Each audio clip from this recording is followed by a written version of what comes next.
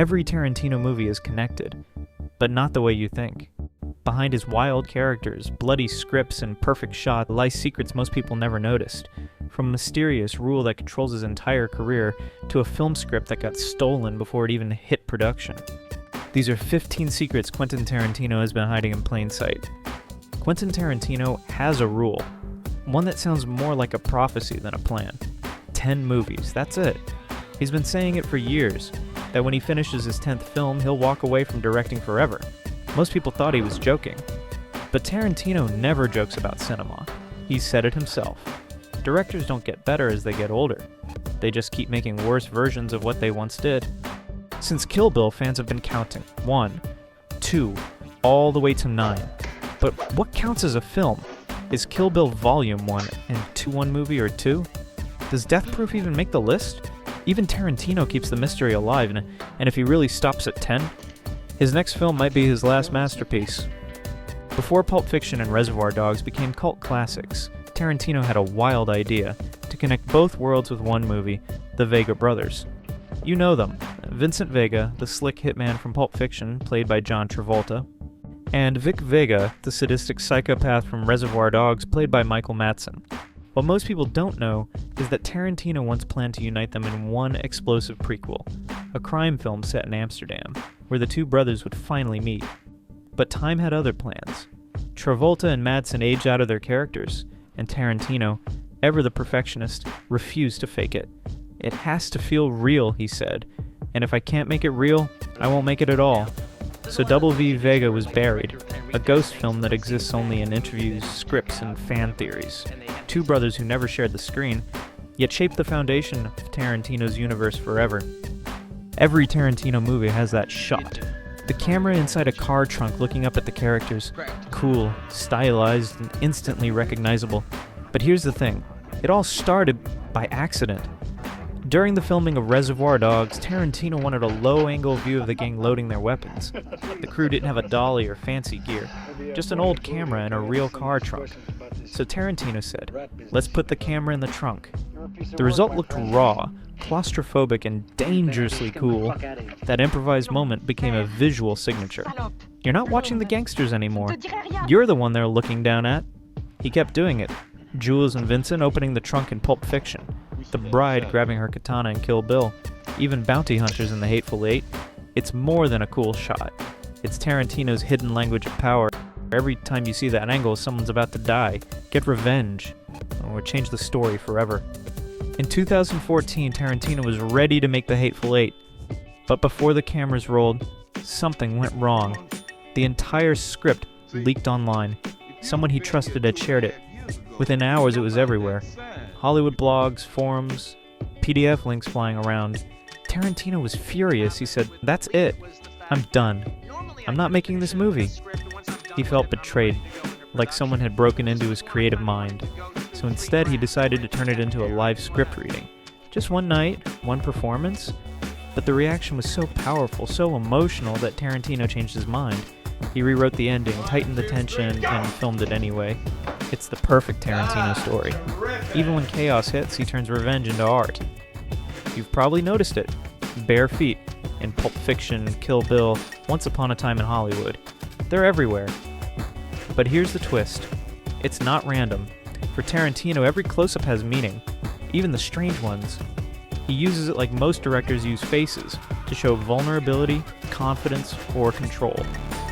When the bride walks barefoot through the temple, when Sharon Tate watches herself at the theater, when a character's foot steps into frame, it's never just about the shot. It's about who holds the power in that moment. Fans love to joke about it. Tarantino? He just smiles. Because what started as a personal quirk, it became one of the most recognizable visual signatures in modern cinema. Love it or not, you see that shot, and you instantly know who's behind the camera. Not every Tarantino story is glamorous. Some are hard to talk about, even for him. During the filming of Kill Bill Volume 1, there was a scene where the bride drives through a dusty road. Simple shot, no stunt double, just Uma Thurman, and a car that wasn't supposed to crash, but it did. The vehicle lost control and slammed into a tree. Uma was injured, badly. For years that moment haunted both of them. Uma said she felt betrayed. Tarantino said it was one of his biggest regrets as a filmmaker. And here's what makes it powerful. The man known for control, for precision, for never missing a frame, learned how fragile that control really is. Behind the genius, there's guilt. Behind the myth, a reminder. Even the most fearless directors carry scars the audience never sees. Tarantino doesn't just write endings. He experiments with them. For every explosive finale we've seen on screen, there's another version locked away in his scripts. In Django Unchained, Django wasn't supposed to ride off free. In one draft, he died in a final shootout. A tragic hero's ending Tarantino later scrapped because, in his words, the audience had earned a happy one. In Inglourious Basterds, Hans Landa didn't survive either. Early versions had him shot in the face mid-negotiation. But Tarantino realized the suspense of his surrender was far more satisfying than another kill. Even Pulp Fiction had alternate cuts. Different orders of scenes that completely changed the story's rhythm. For Tarantino, endings aren't fixed. They're experiments in tone. He plays with justice, irony, and audience expectation until the story feels perfectly offbeat. Perfectly Tarantino. In a world where every movie set is filled with screens, Tarantino's sets are silent. No cell phones, no scrolling, no distractions. Actors and crew who work with him say it's like stepping back in time. Once you walk on set, you're inside the movie. No one's tweeting, texting, or checking notifications. It's total focus. Tarantino believes a film set should feel like a sacred space, a world where every person is present. Every line of dialogue is alive and no one is half here, half online. He once said that when people use phones on set, the magic disappears. So he banned them completely. No distractions, no digital noise, just storytelling, the Tarantino way. Quentin Tarantino has built his empire with loyalty. He loves bringing actors back. Uma Thurman, Samuel L. Jackson, Leonardo DiCaprio, Brad Pitt. But when something goes wrong, he never forgets. One of the most talked about, his falling out with Uma Thurman during Kill Bill. And for years, the two didn't speak. It wasn't until much later that they reconciled. Then there's Bruce Willis. They worked together on Pulp Fiction, but rumors say their relationship soured during Four Rooms, where Tarantino directed another segment. They haven't worked together since. And believe it or not, Tarantino once admitted that he avoids certain actors entirely if he feels they don't serve the story. Because in Tarantino's world, the movie always comes first, even above Hollywood friendships. What if I told you all of Tarantino's movies take place in the same universe, not just thematically, literally? He once revealed that his films exist in two parallel worlds.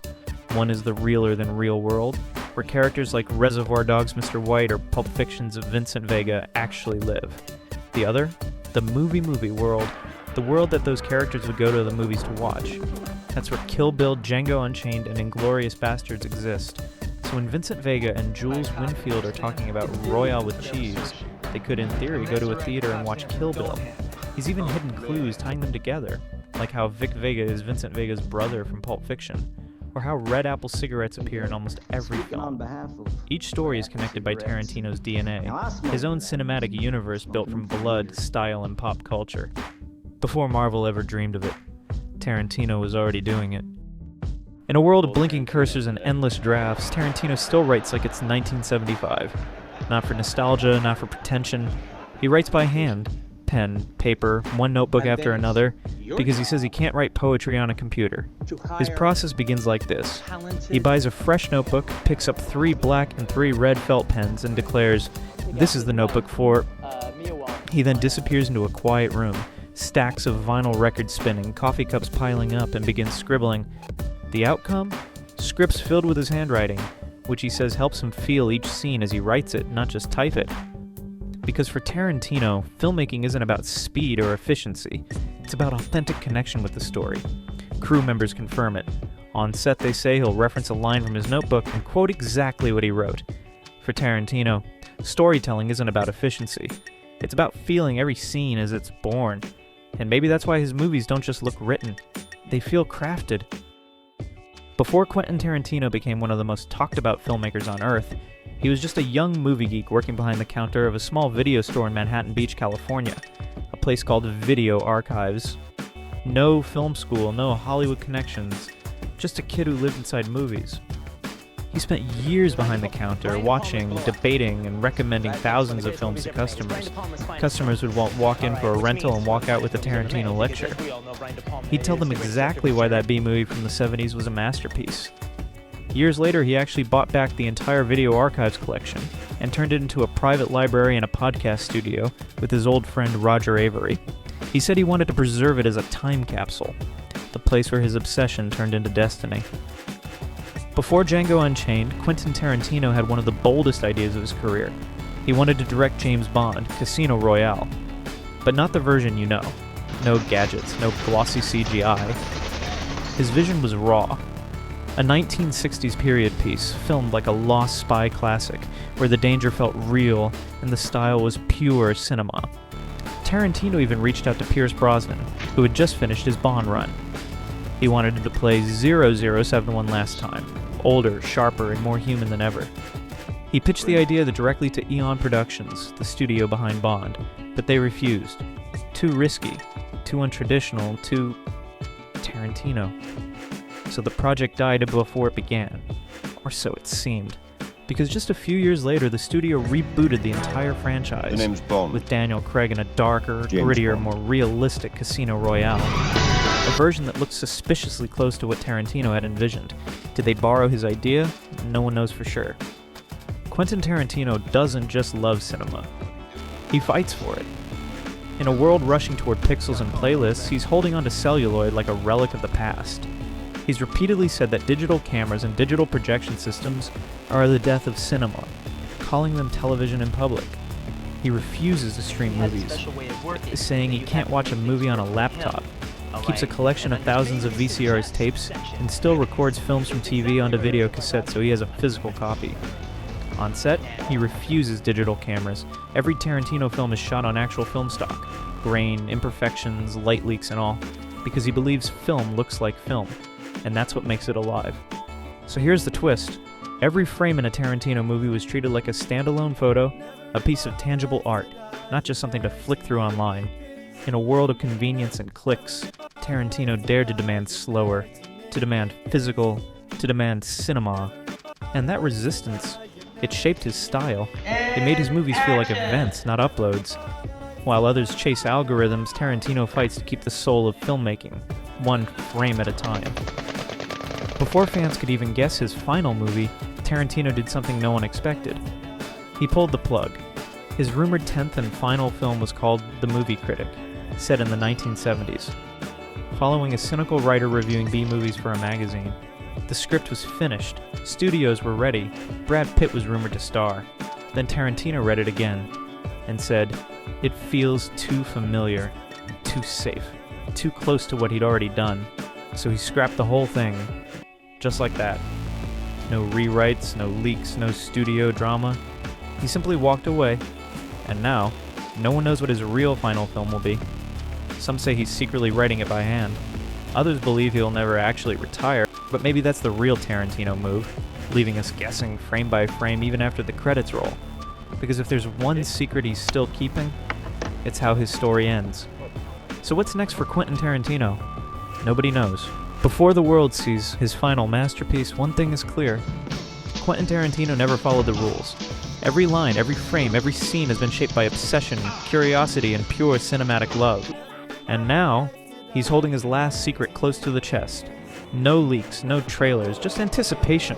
But whatever he has planned, it will be bold, unforgettable, and undeniably Tarantino. If you love hidden stories from Hollywood legends, hit subscribe and never miss a secret.